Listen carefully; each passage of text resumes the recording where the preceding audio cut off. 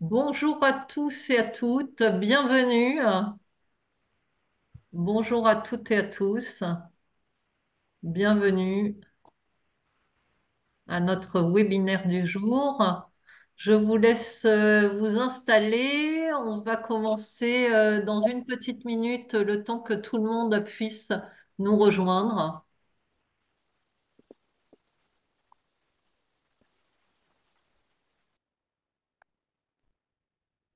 Bon, bienvenue à tous et à toutes.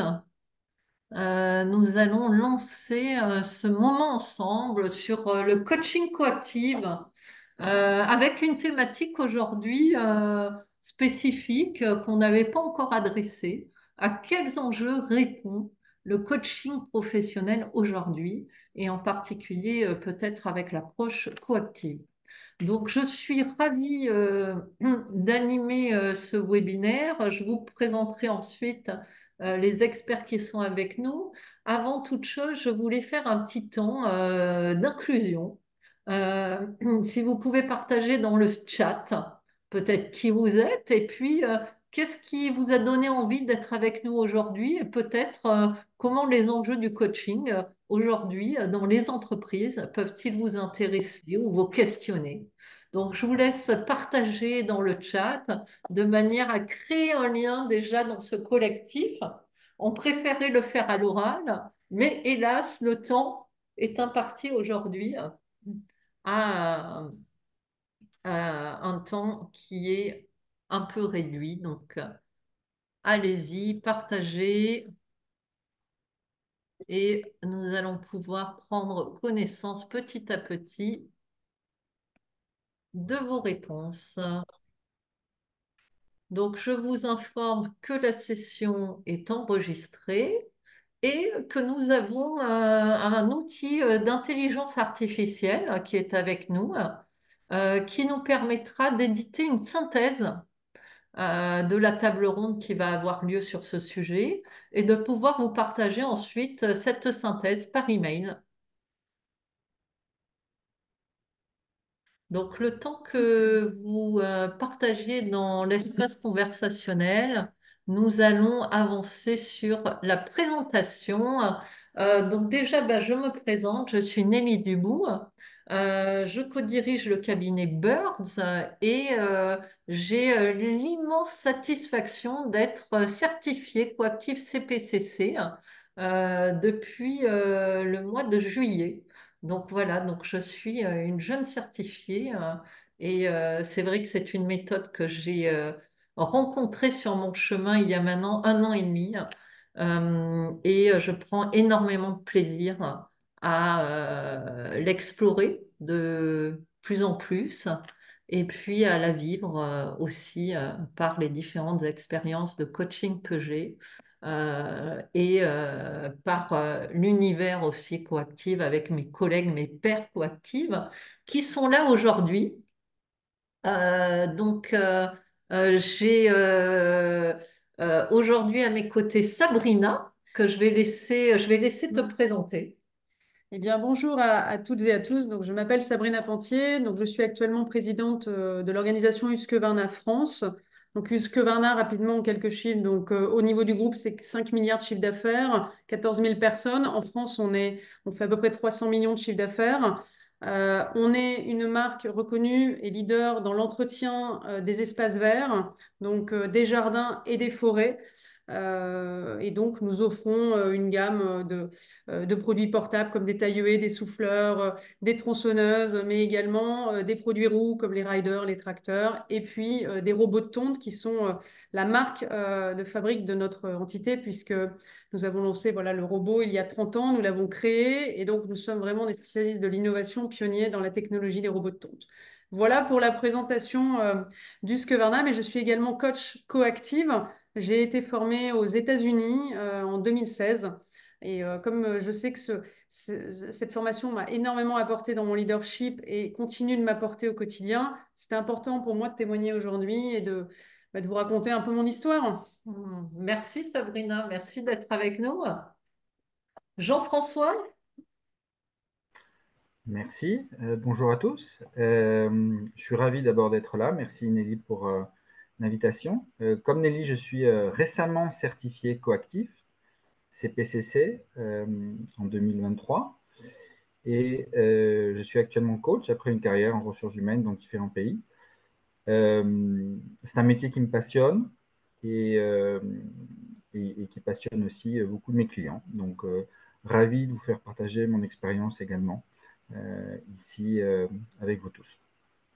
Merci Jean-François. Peut-être quelques mots sur ton expérience aussi, je dirais d'avant, de DRH, dans quels univers, quelles fonctions. Mhm. Alors, j'ai été DRH principalement dans l'industrie de la grande consommation et principalement à l'international. Europe du Sud, Europe de l'Est, Europe du Nord, plusieurs pays, et toujours dans des contextes de transformation managériale, organisationnelle, donc ce qui m'a amené naturellement à faire aussi du coaching dans ce domaine-là auprès de mes clients. Merci en tout cas, Émilie. Merci Jean-François. Et aujourd'hui, donc, tu es entre Paris et Madrid. Mm. Exactement, le coaching dans les deux langues. Merci. Alors César, est-ce que tu vas dire aujourd'hui quelque chose que je ne connais pas sur toi? Je ne sais pas, mais je vais essayer quand même. Déjà, moi, je suis César Fentanes Serrano, pas Serrano Fentanes, comme est écrit la diapositive. Et moi, je me présentais comme un questionnologue professionnel, parce que c'est ça que j'ai fait dans ma vie professionnelle. Je pose des questions aux gens. Et Et même parfois des questions qui dérangent un peu, hein. un peu, bien sûr. Ce qui est étonnant, c'est que les gens me payent pour ces questions. Bah Pas oui. besoin de tout savoir et leur dire quoi faire. J'ai seulement la possibilité de leur poser des questions qui les amènent à des nouvelles perspectives, des nouvelles consciences, qui les permettent de faire des choix sur ce qu'ils sont, ce qu'ils veulent être. Je fais ça avec des dirigeants d'entreprises multinationales surtout, et avec des équipes pour essayer de les amener de là où ils sont là où il veut être. Je fais ça pendant 14 années déjà.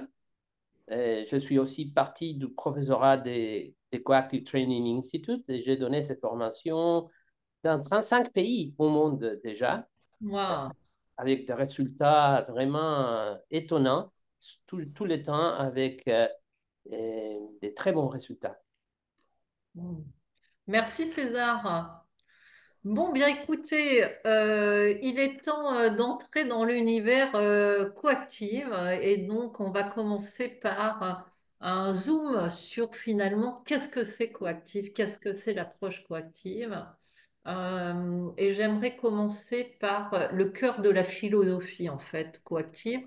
Et moi, ce que j'ai découvert dans cette philosophie, c'est vraiment cet équilibre et ce lien entre l'être et le faire. On est aujourd'hui dans des sociétés très axées, conditionnées sur le fait. Et c'est vrai que ça permet de remettre de l'équilibre, de remettre peut-être de la régulation aussi en soi et chez nos clients, entre cet être et le faire. Et ce qu'on peut trouver parfois magique quand on rencontre ce lien entre les deux.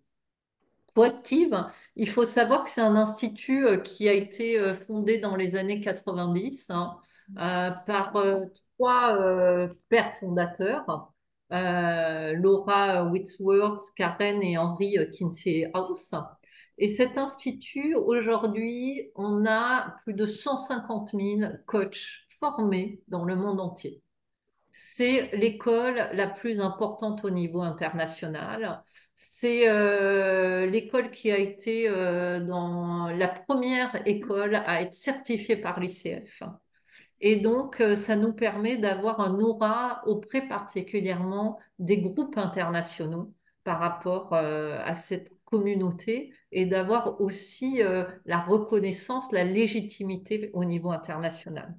C'est une approche qu'on nomme comme une approche holistique parce qu'elle intègre différents courants hein, comme la psychologie positive, la gestalt, la systémique. Et donc, ça permet d'intégrer, d'imprégner ces différentes approches. Et puis, ce que je trouve particulièrement intéressant qu'on discutait hier dans la réunion de préparation avec les intervenants d'aujourd'hui, c'est que c'est une approche qui nous permet de travailler sur l'ensemble des domaines, des contextes et des fonctions et des situations des personnes ou des équipes qu'on rencontre. On va zoomer sur le modèle après avoir senti cette philosophie. Et là, peut-être le modèle, César, je vais te laisser partager l'essence pour toi de ce modèle. Oui, merci Nelly. Euh, une partie importante de ces modèles, c'est une croyance que les personnes sont naturellement créatives, complètes et pleines de ressources. Ce qui permet au coach de ne pas être qui dit aux gens quoi faire, mais de vraiment avoir une relation de confiance avec eux pour essayer de les développer. Et c'est un modèle dans lequel on travaille avec trois principes qui sont les mots qui sont au centre de l'étoile: épanouissement, équilibre et présence. Parce que nous croyons que les personnes en général, ils cherchent d'avoir ça dans leur vie. Épanouissement, une vie alignée avec leurs valeurs, leur mission de vie, avec leurs rêves et leur vision d'eux-mêmes. Équilibre, qui parle de la possibilité de choisir en tout moment, de ne pas laisser les circonstances choisir pour nous. Et présence, qui parle d'être présent dans ce qui se passe dans notre vie, en tout moment, y compris les émotions, qui deviennent une ressource pour se transformer et faire des choses. Très, très important, il y a des contextes comme l'écoute, la curiosité, l'intuition, la gestion de soi et approfondir l'apprentissage, impulser l'action, qui sont autour de cette étoile, et une alliance co-créée qui parle de la technologie relationnelle qui est coactive et qui permet de créer des relations avec des alliances puissantes qui arrivent à nous faire réussir avec nos objectifs comme coach ou aussi dans la vie. Merci César. C'est en fait, pour aller vers cet apprentissage de ce modèle, de cette posture, de ce métier ou de l'intégrer dans une fonction en entreprise, un parcours a été développé, hein, qui est un parcours qui passe de 2 jours et demi de fondamentaux, où là on apprend les fondamentaux de l'approche et du métier de coach. Et puis Et ensuite, Nelly, oui. Nelly, si je me permets, c'est très important parce qu'aujourd'hui, on parle des enjeux du coach en entreprise, mais ce Oui, que tu viens de dire, il ne faut pas oublier que, comme Jean-François a dit aussi, Coactive, c'est un programme qu'on peut appliquer en entreprise ou dans n'importe quel domaine. Il y a mm, plein de coachs qui sont sortis du Coactive et qui travaillent avec les gens individuels aussi. OK? bien sûr, bien sûr.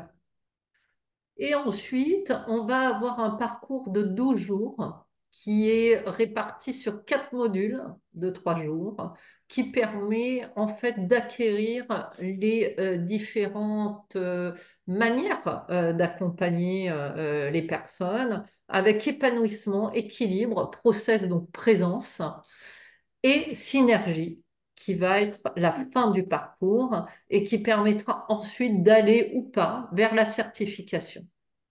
La certification, c'est ce qui va permettre ensuite d'aller vers une certification aussi ICF, mais surtout d'acquérir le CPCC que vous pouvez voir souvent dans les profils LinkedIn, qui est pour moi le label le plus reconnu pour un coach au niveau international.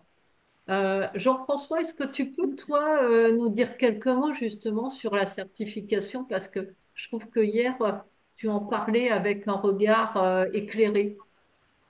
Merci Nelly. Ben, l'ICF, International Coaching Federation, c'est l'alliance de toutes les grandes entreprises de coaching au sein d'une entité qui est aux États-Unis. Euh, c'est comme l'ISO, hein, de la norme ISO du coaching. Et c'est quelque chose qui est parallèle, qui est différent de Coactive, mais auquel appartient Coactive.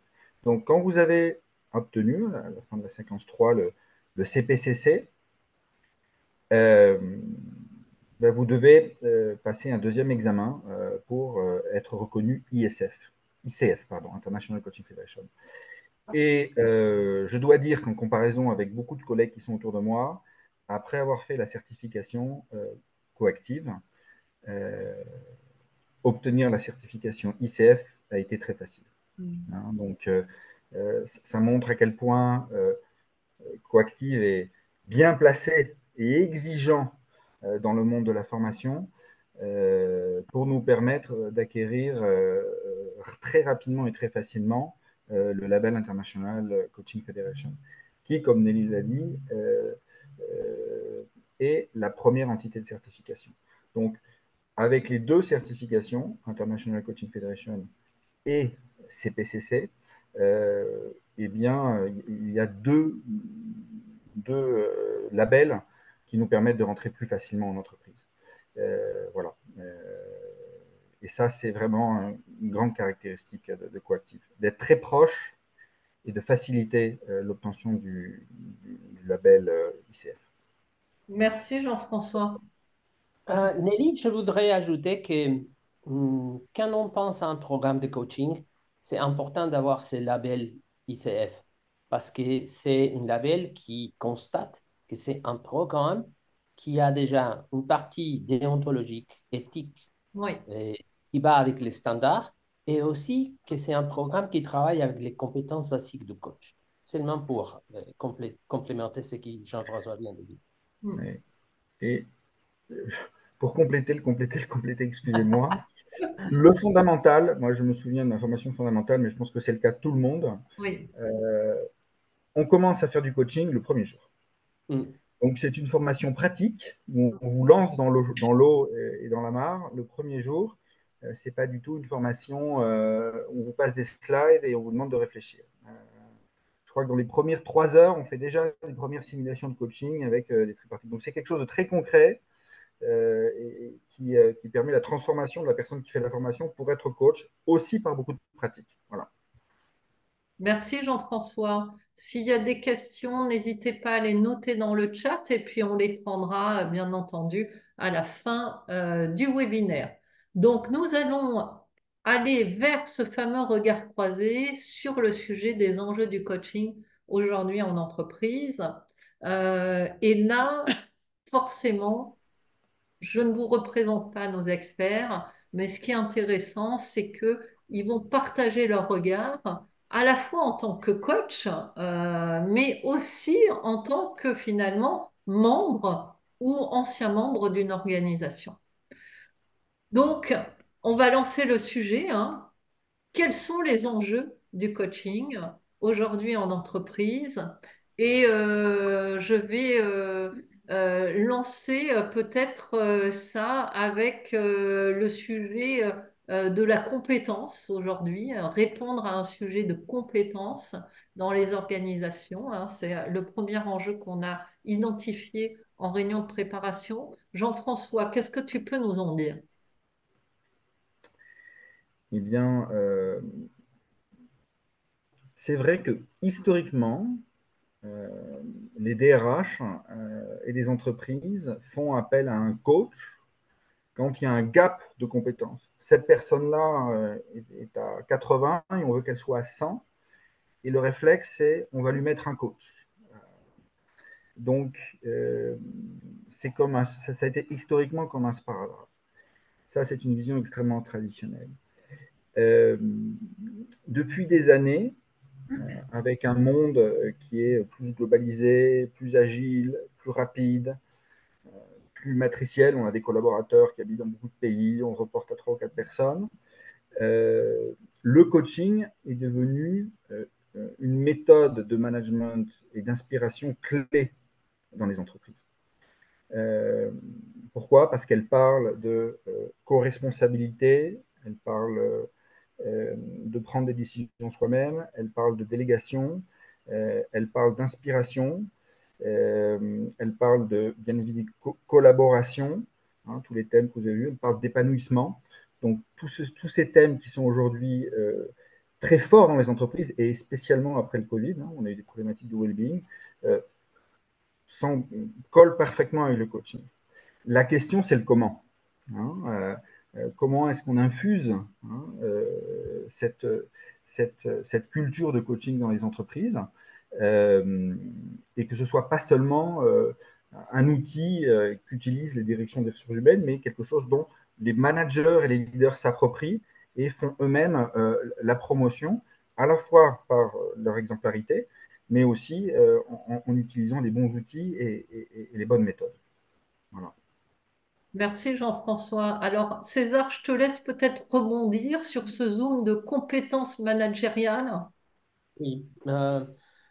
Bon, euh, quand on parle du coaching, on parle de plein de compétences relationnelles. On parle de l'écoute, on parle de poser des questions, on parle de faire des alliances, on parle d'utiliser l'intuition. Et dans le monde moderne, avoir ce type de capacité nous amène à créer avec les relations les résultats. La seule façon de nous escalader, d'escalader nos résultats, c'est en relation avec les autres. C'est pour ça que j'insiste à ce fait que Coactive est vraiment une technologie de relation qui permet aux gens, de, soit comme coach professionnel, externe en boîte, soit comme manager, de pouvoir travailler d'une façon complètement différente, plus adaptée aux paradoxes auxquels on fait face aujourd'hui avec les nouvelles générations, avec les transformations agiles, etc. Puisque si on ne travaille pas avec l'esprit, avec les mindsets des gens, c'est vraiment difficile d'achever ces transformations qu'on essaye de faire tous les jours. Hmm. Alors, on parlera justement de transformation ensuite.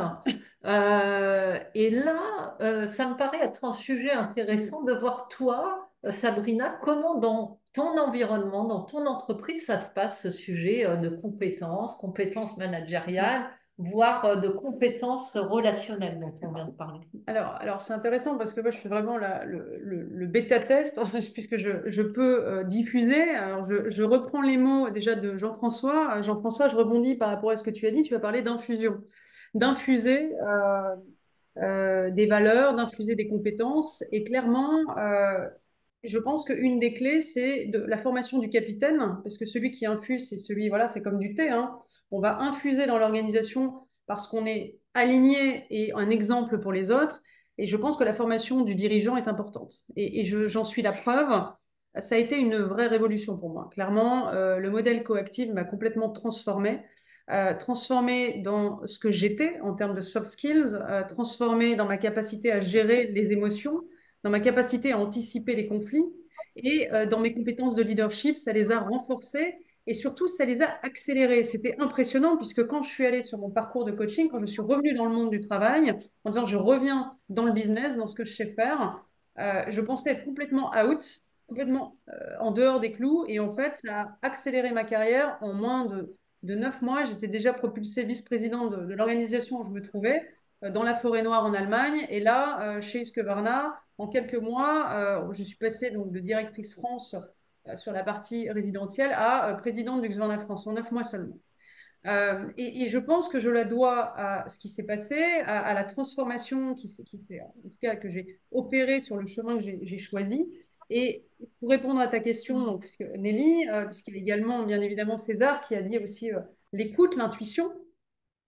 Euh, Clairement, il y a le climat social. Alors, en tant que dirigeante de l'entreprise, ce que ça m'apporte, c'est clairement un climat social apaisé, puisque lorsque vous êtes capable de développer des compétences d'écoute active, de management de soi, parce qu'on parle d'ego là, hein, on s'intègre dans ce que j'appelle le leader du 21e siècle, avec une génération qui a changé, des transformations qui s'opèrent au niveau télétravail, au niveau intelligence artificielle. Et si vous ne vous adaptez pas, hein, tout comme Darwin, hein, je pense qu'on est vraiment dans la théorie de Darwin, c'est pas les plus forts qui s'en sortent, c'est ceux qui s'adaptent le plus. Et clairement, le leader du 21e siècle, c'est celui qui s'adapte à ces enjeux-là, qui injecte de la compétence et qui amène son équipe à un autre niveau, qui développe clairement ses collaborateurs autour de la relation. César, tu l'as très bien dit, de la relation et de la gestion des conflits. Je vous donne encore un exemple, un dernier peut-être, ou j'en aurai d'autres, mais je suis passionnée par le sujet. Donc je préside le CSE, j'étais au CSE hier. J'arrive dans la salle, un silence, une tension palpable. CSE, peut-être pour ceux qui ne connaissent Ah oui, pas. ah oui. Comité social, oui, économique. Oui. Donc c'est les relations avec les syndicats et la DRH, donc Ouais. pour ceux effectivement qui ne connaissent pas. Donc là, on est normalement en conflit, très souvent. Et je suis arrivée dans la salle et j'entends avec le coactif, J'entends avec qu'il y a- le oui, cœur. qu'il y a quelque chose qui ne va pas. Donc, plutôt que de forcer le chemin, ce qu'aurait fait peut-être un manager traditionnel ou un dirigeant traditionnel en disant bah, on continue la réunion, Ouais. j'ai arrêté la réunion. J'ai dit avant de commencer, qu'est-ce qui se passe? Je vous pose une question. Qu'est-ce qui se passe dans cette salle? Et donc, ils se sont arrêtés et effectivement, il y avait une tension entre les membres du comité du CSE et on a réglé, on a désamorcé avant même. Mais ça, on parlait du courage, il faut oser dire les choses. Et ça, c'est une des compétences qu'on Il nous faut a savoir ressentir. Hein. Tu vois ce que tu Ressentir. partages, là, je le sens déjà dans le corps. Ouais. Je sens ce que tu as ressenti Oui, c'est finalement. exactement ça. Et c'est vrai que c'est important. J'adore ce que Sabrina vient de dire. Parce qu'aujourd'hui, Je savais que tu allais aimer, César. Comment? Je savais que tu allais aimer. Bien sûr, j'adore cette conversation. Tu sais, tout le monde dans les entreprises aujourd'hui parle des hautes performances. Mais personne ne veut avoir les conversations courageuses qu'il faut avoir pour déclencher cette haute performance. Et les coachings, soit avec un coach professionnel ou comme outil pour les dirigeants, c'est une façon de déclencher ces conversations courageuses d'une façon effective. Euh, Oui, vas-y. Finalement, pardon. Vas-y, Jean-François. Non, non, ce que je trouve très Avec elle. intéressant, c'est d'avoir le courage d'avoir le courage. Hein, et c'est ça que fait la formation de coaching. C'est même plus le courage d'avoir le courage. Ça vient naturellement parce que en étant fortifié et bien avec soi-même, on est tourné vers l'autre, vers ce qui se passe autour de nous et toutes ces peurs qu'il y a à l'intérieur, ne nous paralysent plus. Hein. Il y a beaucoup de ça dans la formation de coaching aussi. Hein. Et c'est vrai que ça fait un lien avec finalement le déploiement hein, du potentiel des personnes. Moi, j'avais une cliente qui me disait aujourd'hui, elle vient de prendre des nouvelles fonctions, et elle me disait, j'ai pris ces fonctions grâce à Coactive, avec le fait d'oser aller vers les autres et ne pas avoir cette méfiance, cette peur qu'on a dans les premiers jours, mais plutôt d'avoir cette envie et d'oser aller vers les autres. Sabrina, justement, Oui. dans déployer le potentiel, toi, finalement, en quoi Coactive t'aide à déployer le potentiel, qui est aujourd'hui un enjeu des organisations, hein, parce que beaucoup d'organisations sont capées, on va dire, à 10 ou 20% finalement des talents d'exécution de leurs équipes. Alors, c'est un sujet passionnant. Hein. Une heure ne suffirait pas, mais je vais essayer de faire court.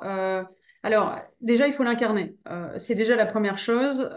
Transformer une organisation, c'est se transformer soi-même. Et on ne peut pas transformer une organisation si on ne l'a pas fait pour soi-même. Ça, c'est important parce que ça paraît simple comme ça. Mais moi, par exemple, j'écoutais pas il y a 10 ans. Je veux dire, je n'écoutais pas ou j'écoutais de manière intentionnelle. Donc, j'écoutais parce qu'il y avait une raison d'écouter. J'ai appris avec le modèle coactif à écouter, juste écouter, sans avoir l'intention de réussir, d'avoir un résultat. Ça a été le plus difficile parce que quand on vous. Parce que aux États-Unis, alors je sais pas, le modèle français est le même. Vous avez un superviseur qui vous enregistre pendant vos coachings. Je peux vous dire que quand vous entendez que vous essayez de tout résoudre, de tout contrôler, vous tombez de haut. Donc, déjà, il y a la chute des croyances. Il faut vider le verre pour le remplir. Et je peux vous dire que vider le verre des croyances pendant plus des années où on a appris le faire, c'est ce que tu disais, et pas l'être, ça fait mal. Donc là, il y a déjà une phase de nettoyage de tout ce qu'on a appris et qui n'est pas forcément vrai et juste pour la suite. Et après, une fois que c'est là, eh ben, on diffuse, on transmet à l'organisation. Et c'est ce que je fais avec ma première ligne de manager, c'est de faire en sorte qu'ils deviennent des managers coach, en leur transférant et en leur transmettant par l'exemple, par des exemples concrets. Quand j'en vois un, par exemple, qui a un comportement qui n'est pas aligné avec les valeurs ou bien qui n'a pas le courage de prendre une décision pour son équipe, on se parle et je coach, c'est ce que je disais, la personne. À ce moment-là, je fais un coaching rapide en lui mettant concrètement les faits et comment on peut avancer ensemble. Donc déjà, il y a une envie, il y a une exemplarité de ce qu'est le coaching et comment on peut le diffuser par des questions percutantes, par avoir le courage, parce que tu as mentionné, Jean-François et César aussi, le courage. Vous avez mentionné tous les deux. Je crois que c'est la clé, parce que dans toute cette histoire, finalement, c'est l'ego. Alors, on en revient toujours à la même chose.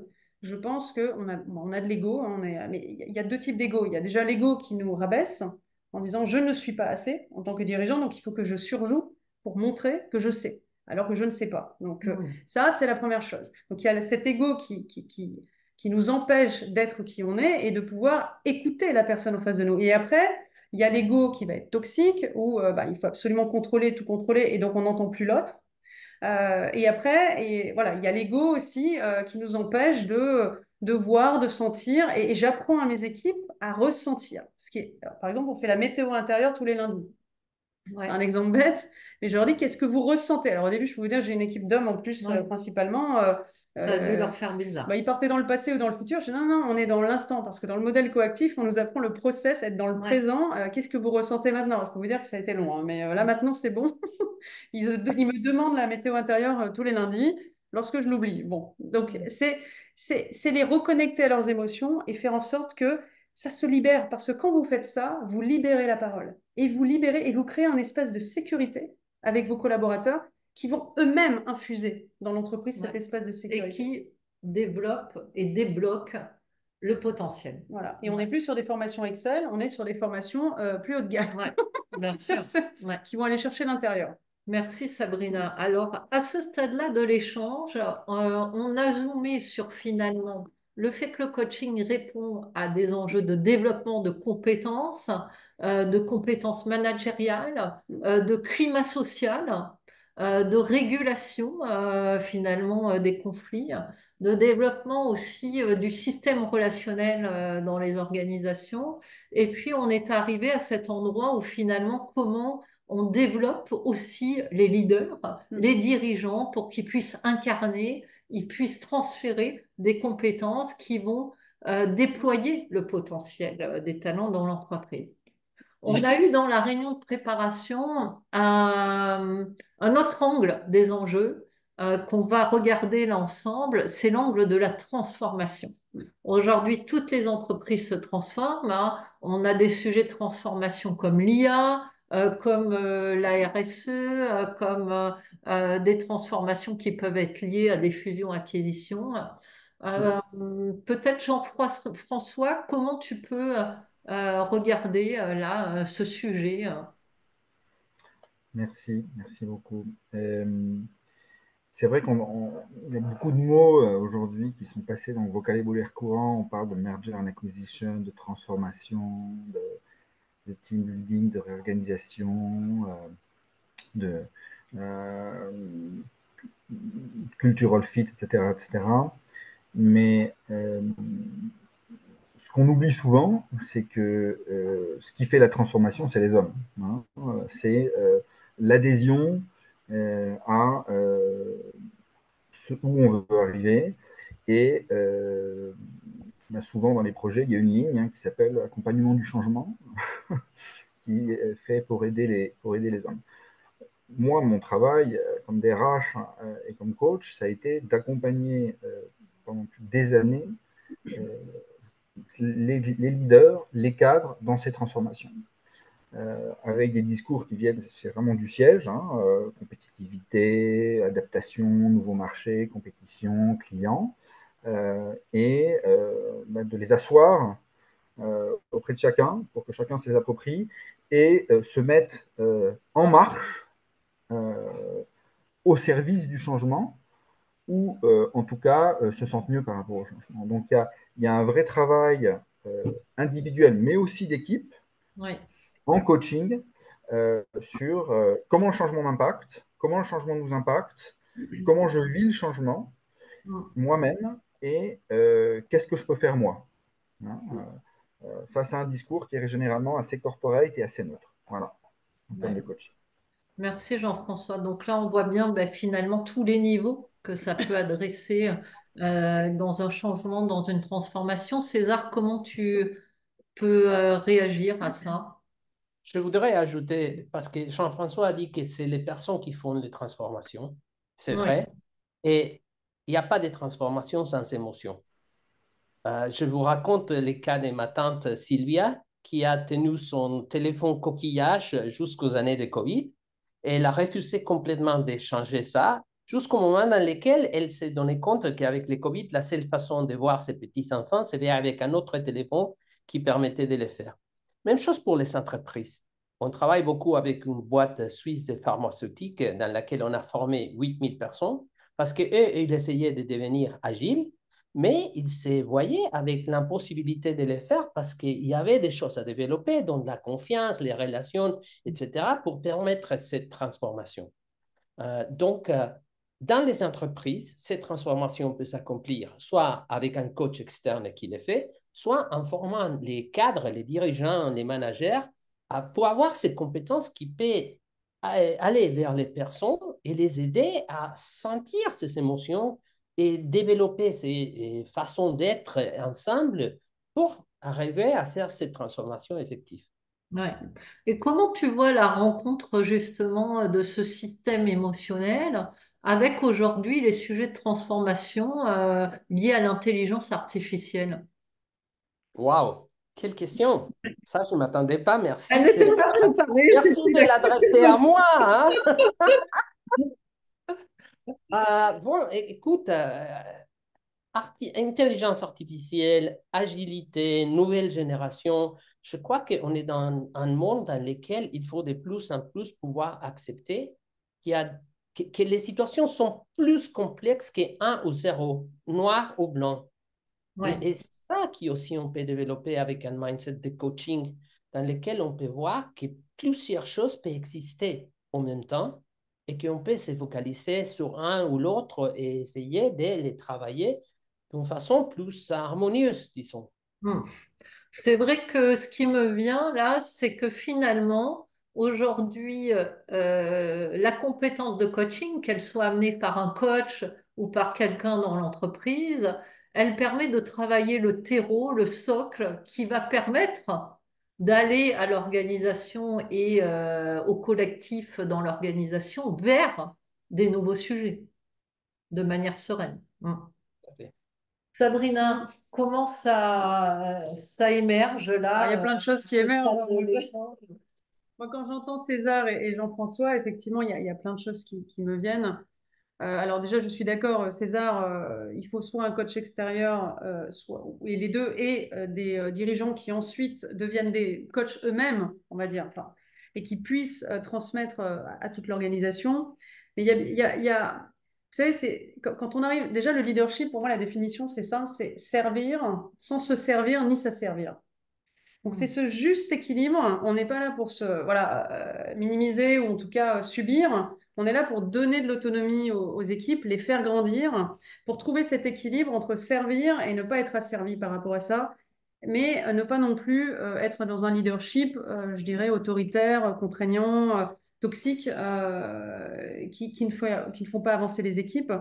Donc, il y a un mot aussi que je voulais évoquer peut-être, parce que une fois que ce dirigeant est formé, et je pense que c'est la clé, former le dirigeant et la première ligne managériale, parce que c'est ce que je fais avec eux, et ça marche, on est en train de transformer l'organisation, clairement.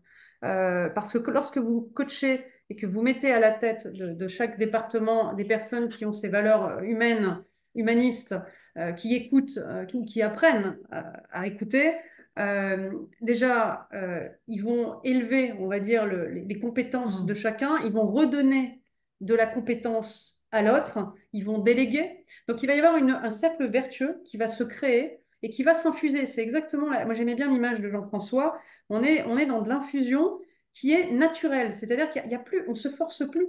Et d'ailleurs, dans l'organisation, parce que je suis dans l'organisation depuis 2 ans, j'ai repris une équipe qui était dans un état de souffrance psychologique. On n'avait pas d'autonomie, pas de leader. Et en moins d'un an et demi déjà, on a transformé l'organisation ensemble j'ai injecté aussi peut-être du sens, Ouais. de l'inspiration, et derrière aussi recruter des personnes qui sont avec ces mêmes valeurs. Et là, on va créer un cercle vertueux. Donc, c'est pour ça que, pour moi, la vulnérabilité aussi est au cœur. On n'en a pas parlé. On parle de courage, on parle de gestion de soi. Ouais. Mais la vulnérabilité, moi, j'ai jamais été aussi vulnérable que depuis que j'ai fait cette formation. Ouais. C'est-à-dire Être au que contact de ta on est nu, en vulnérabilité et fait. l'accepter. Oui, et on dit qu'on l'est. Par exemple, moi, Ouais. je dis quand j'ai mal à la jambe, je dis, bah, écoutez, là, j'ai une sciatique, j'ai mal. Et il va y avoir une compassion. Il me dit, bah, moi aussi, en fait, j'ai. Ah oui, oui. Et ça libère euh, quelque chose qui était caché. Et donc, il y a une authenticité, une vérité qui émerge. Et donc, il n'y a plus de mensonge. Et ça, je l'ai senti aussi. On se dit les choses. Et ça, C'est Mais ça. il n'y a rien qui peut arriver, parce que Ouais. quand on se dit les choses, on se connaît, et quand Ouais. on se connaît, on se parle. Et voilà. Donc, Alors, c'est vrai que je suis obligée de vous limiter dans les oui, échanges désolé, parce hein, que on s'emporte.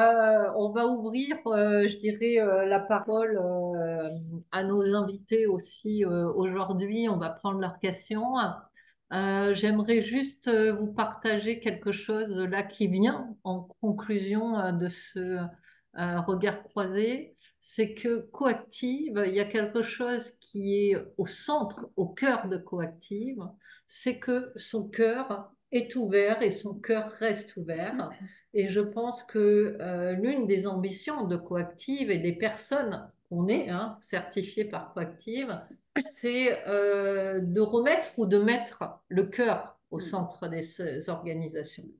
Donc, ça aussi, c'est un des enjeux, hein, c'est remettre du cœur dans les organisations. Alors, je vous propose d'ouvrir les micros pour ceux qui souhaitent poser une question à nos invités ou partager quelque chose qu'ils ont retenu en particulier. C'est à vous.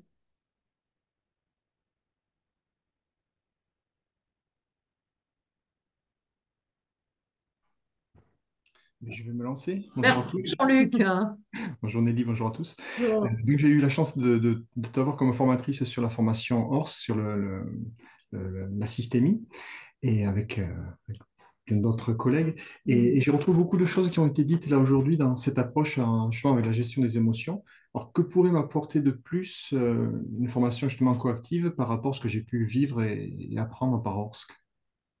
Que je pratique régulièrement, c'est vrai que les émotions, le cœur, l'écoute, tout ça, ça fait partie de mon approche de coaching. Mais voilà, qu'est-ce que ça peut m'apporter en plus? César, je te laisse répondre, vu que en fait, tu es le plus ancien, tu es le doyen. Et en plus, je représente aussi ORSC pour le Mexique. Donc, Ah oui, en plus, donc oui, oui, oui. tu es bien Euh, placé. je dirais déjà, il faut savoir que ORSC est basé sur les modèles coactifs.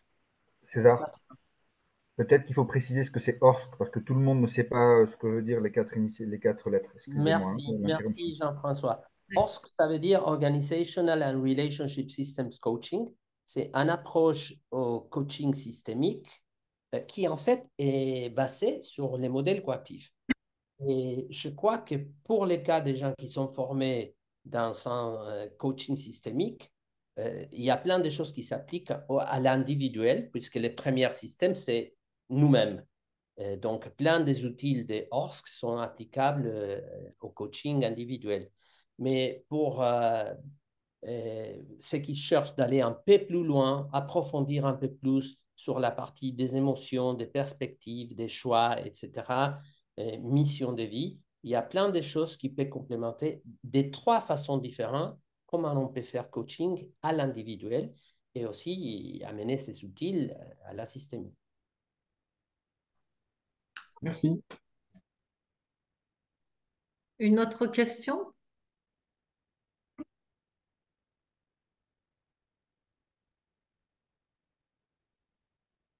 Et puis Jean-Luc, il y a aussi l'amour d'apprendre, hein.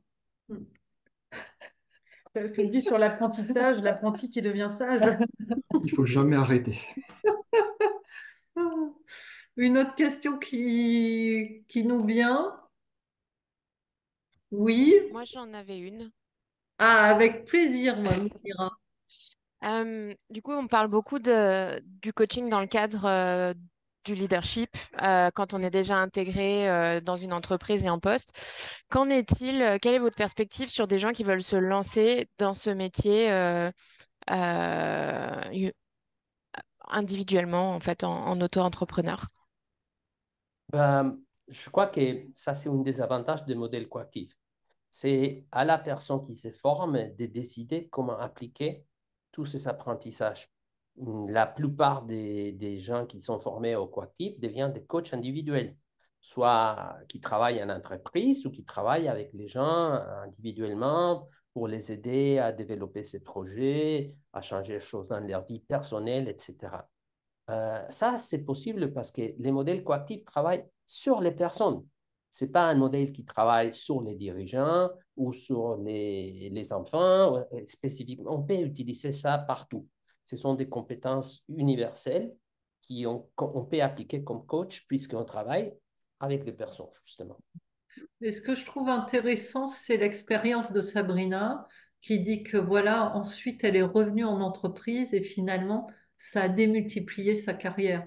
Toi, quand tu t'es formée, tu as Moi, j'ai été monté, coach. oui, j'ai Oui. monté une société aux États-Unis donc de coaching. Alors, c'était pas simple parce que moi, je me complique. J'aime bien le challenge, donc je dis bah pourquoi pas le faire aux Et tu l'as États-Unis. montée à la fin de ta certification ou Pendant, pendant ta parce que formation? pendant la formation, et c'est ce que disait, je crois, César ou Jean-François, Oui, on c'était devait avoir 5 Jean-François. clients pour commencer la formation. Oui.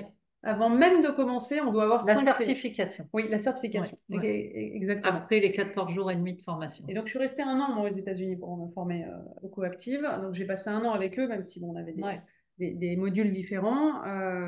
Et donc, effectivement, j'ai eu une activité de coaching. Ensuite, cette formation a été très appréciée par HEC, puisque quand je suis arrivée en France, j'ai aussi monté une boîte de coaching et j'ai formé les coachs dans le programme HEC. Donc, c'est-à-dire que le module coactif, c'est complètement intégré dans leur programme parce que c'était à part, justement.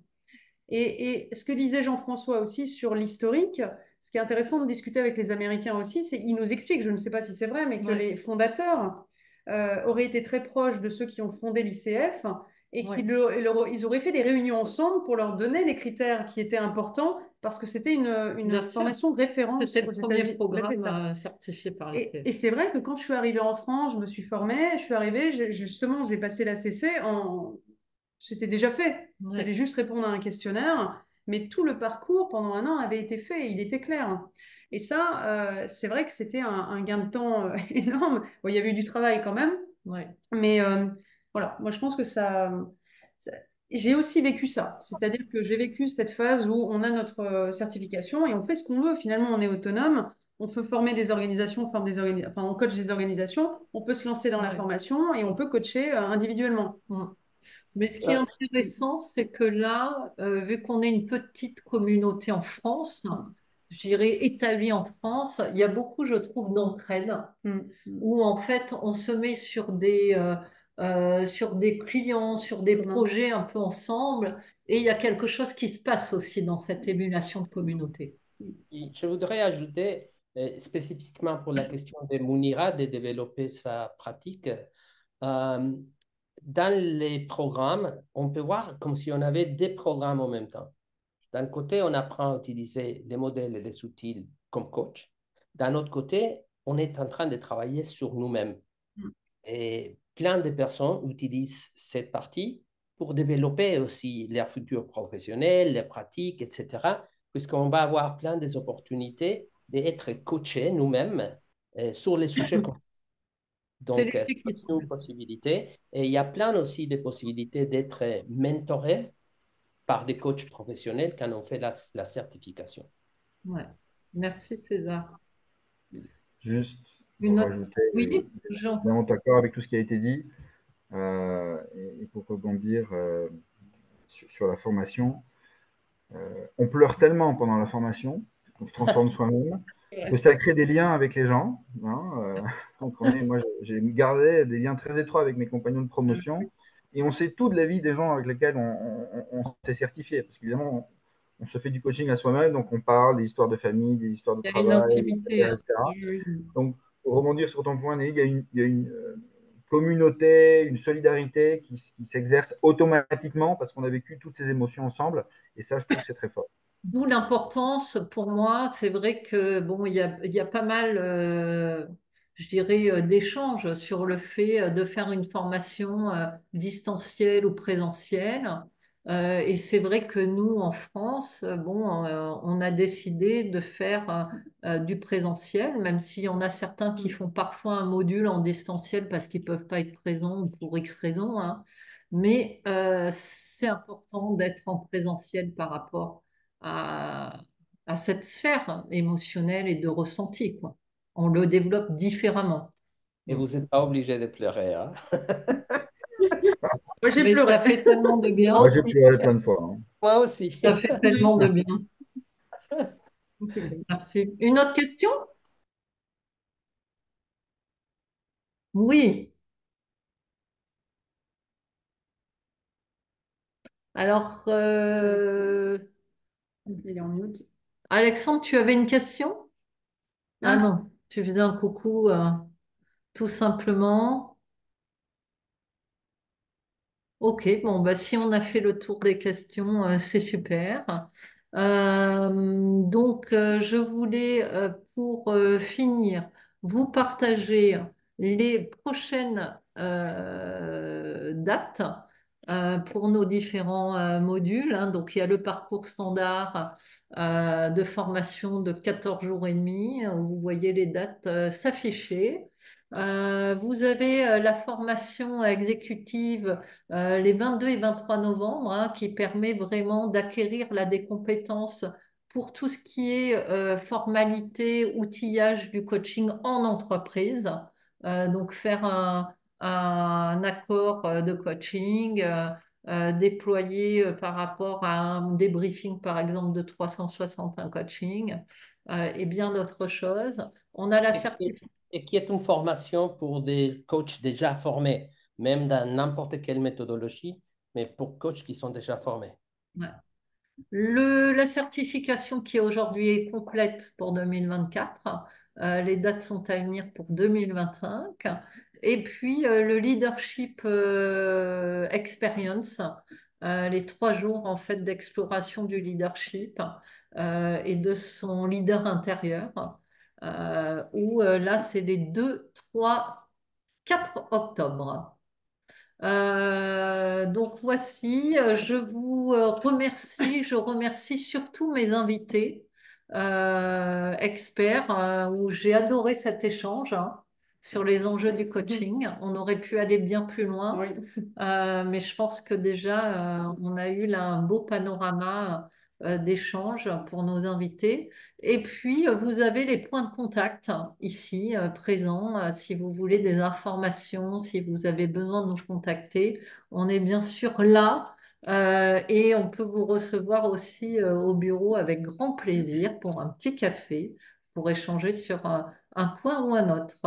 Je vous propose de noter peut-être dans le chat avec quoi vous repartez ou d'ouvrir votre micro tout simplement et partager avec quoi vous repartez en un ou deux mots. En tous les cas, merci pour ce moment ensemble. C'est à vous. Eh bien, merci à tous les quatre. Et puis moi, je repars avec envie encore de découvrir. Merci Jean-Luc. Bon après-midi.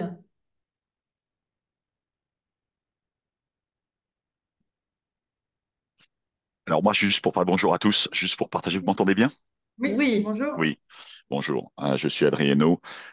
Écoutez, j'ai été invité par Jean-François en fait parce que nous menons avec lui et avec Malika qui est dans le call aussi une activité au Oui. sein de mon entreprise où je suis manager d'une équipe commerciale.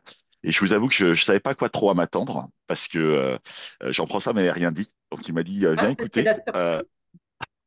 Et j'avoue que j'ai déjà beaucoup de similitudes avec des situations qu'on rencontre en entreprise parce que le coaching est presque un gros mot des fois dans l'entreprise. On ne sait pas comment trop l'aborder.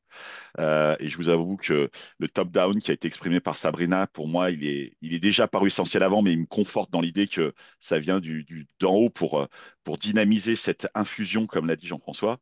Et aujourd'hui, moi, mon point de réflexion après cette séance, ça va être déjà pour moi-même parce que le coaching m'intéresse beaucoup. Je suis absolument pas un professionnel, je suis un manager comme un autre. J'apprends tous les jours et j'essaye de me muscler sur cette partie-là. Mais c'est surtout comment influencer aussi notre management qui des fois prend un petit peu ça par-dessus la jambe. Ou comme juste un patch à mettre sur la jambe et que ce soit juste voilà un slot et après il se passe plus rien. Donc c'est plutôt ça dans cette démarche-là pour l'instant que je vais m'orienter. Et ça a allumé une petite lumière pour moi, pour le futur, parce que c'est vraiment un domaine qui me passionne. Merci beaucoup. Merci Adriano. Merci Adriano. Muchas gracias. Et merci Et nada. Jean-François d'avoir invité l'un de tes clients, hein. Pas de problème. En confiance et avec plaisir.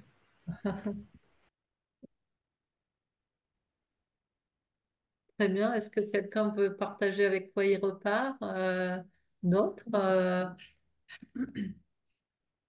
Il y a eu des commentaires dans le chat. Je parle avec plus de clarté sur Oui, les programmes. merci beaucoup, c'était très intéressant et j'ai particulièrement apprécié l'authenticité de chacun. Merci. Merci à tous et à toutes et au plaisir de se retrouver sur d'autres moments coactifs. Au revoir Merci. à toutes. Bon Bon après-midi. après-midi.